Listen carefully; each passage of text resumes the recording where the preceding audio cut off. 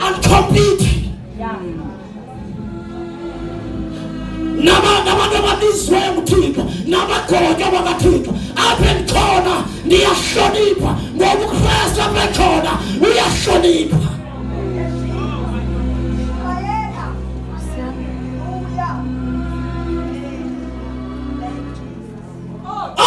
Sahlangana andishomi sakhe akayenzi noma ayingaziva kakuhle manivuka ngo-12 AM ngiyangongoza endlini yakhe kodwa kasisi kumusisa uThixo.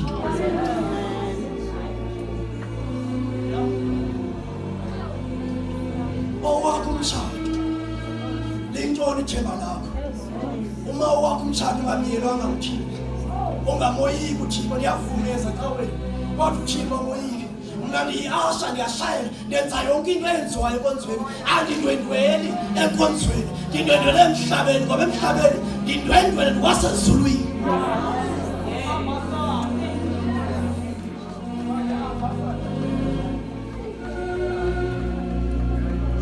Intoni yakho imfihlelo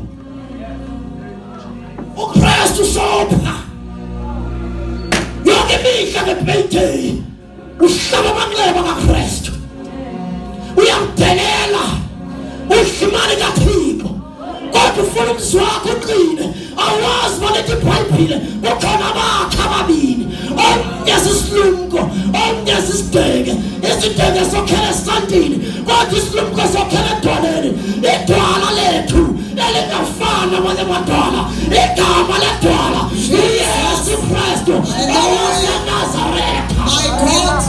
My God, Jesus.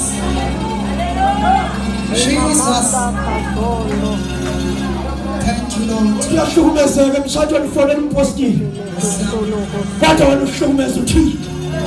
Ubani ongama phakathi komuntu noThixo ngaphandle koKristu? Awazi uba ngimxolelanisa phakathi komuntu noThixo umuntu uYesu Kristu. Hallelujah. Abana bangabeka izandla baphile kodwa besilwa nalophilisayo. Oh yes, Lord. Thank you, Jesus. Alizange olufaniso kodwa lizenzisimeni kaKristu ukuthi lento yenzayo mawo ayimsikelele uThixo igama lakhe laziwa nguwe. Jesus. uThixo walithembisa wathi thina bathandazela nabafundisa nabashatisa batshatile inene andoyiki andinakhala ngoba umshado awuqale holweni uqale emfihlakweni. My God, Jesus.